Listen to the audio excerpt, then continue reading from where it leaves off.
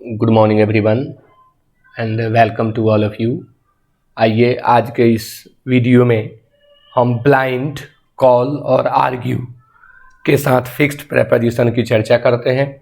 Blind के साथ किसका यूज़ करें, कॉल के साथ किसका यूज़ करें और आर्ग्यू के साथ किसका यूज़ करें। आप जानते हैं ब्लाइंड शब्द जो है अपने आप में एडजेक्टिव होता है। इसका हिंदी, सामान्य हिंदी अंधा होता है। कॉल वर्ब का काम करता है, इसका हिंदी होता है पुकारना। और आर्ग्यू वर्ब है, इसका हिंदी होता है बहस करना। लेकिन जब हम इनका प्रयोग फिक्स्ड प्रेपोजिशन के साथ करते हैं तो इनके मीनिंग में बदलाव होता है। तो आइए देखते हैं इनके साथ क्या क्या प्रेपोजिशन हम यूज़ कर सकते हैं और क्या इनका मीनिंग होगा। अब आप ब्लाइंड के साथ इन का यूज़ कर सकते हैं। सिचुएशन को समझेंगे आप, कब किसका यूज़ करना है, बहुत महत्वपूर्ण है ये सभी। ब्लाइंड के साथ इन का प्रयोग करेंगे वन आई, यानी अगर व्यक्ति एक आंख से अंधा हो,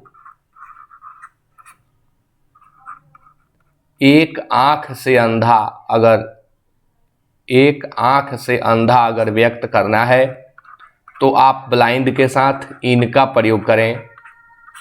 अगर दोनों आंखों से अंधा है, बोथ द आईज आपको दिख रहा है, तो आपको ब्लाइंड के साथ ऑफ का प्रयोग करना होगा। ब्लाइंड ऑफ का यूज आप तब करें जब दोनों आंखों से अंधा को व्यक्त करना हो।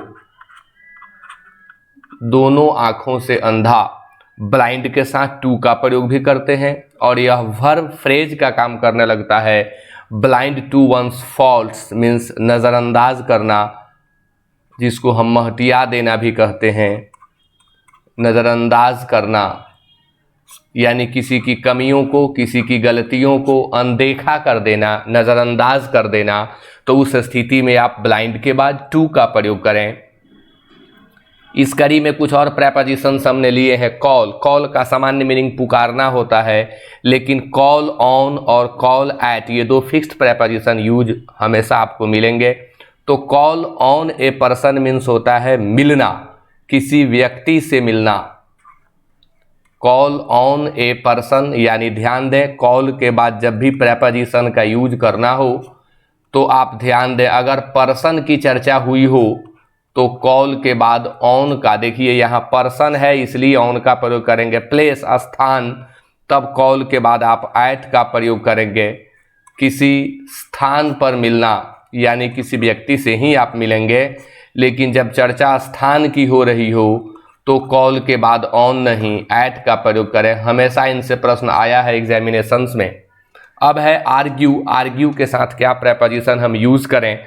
तो argue with a person, argue means बहस करना, सामान्य मीनिंग है, मीनिंग में कोई बदलाव नहीं। किसी व्यक्ति के साथ बहस करना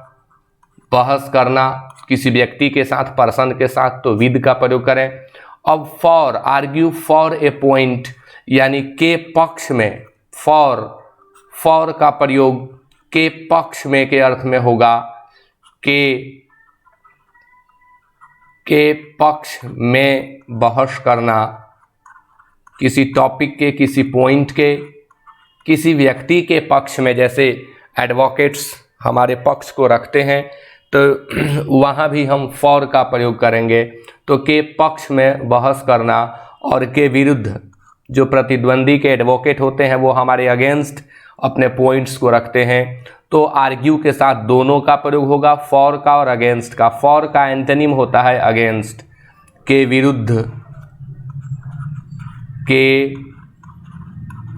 विरुद्ध बहस करना।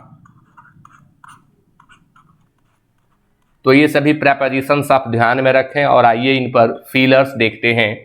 पहला, the beggar was blind dash one eye, यानी बेगर, एक आंख की यहाँ चर्चा हो रही है। भिखारी एक आंख से अंधा था, तो यहाँ निश्चित तौर पर इन होगा। यहाँ कहा जा रहा है दोनों आंखों से अंधा था, तो blind of both the eyes. ये सब याद करने की चीज़ें हैं, आप इन्हें याद करें और जैसे मैं बता रहा हूँ ये लाइफ लॉन्ग याद रहेगा अगर आप इसे थोड़ा सा ध्यान से पढ़ लेते हैं, सुन लेते हैं इसे, तो लाइफ लॉन्ग आपको यह याद रहने वाला है। He always blinds to his sons, यहाँ आप देखें वर्ब की तरह यूज हुआ, ब्लाइंड्स प्रिंसिपल वर्ब बन गया। तो जब जब प्रिंसिपल वर्ब का काम करने लगे तो टू लेगा, अर्थ होगा महटियाना, नज़रअंदाज करना या अनदेखा करना।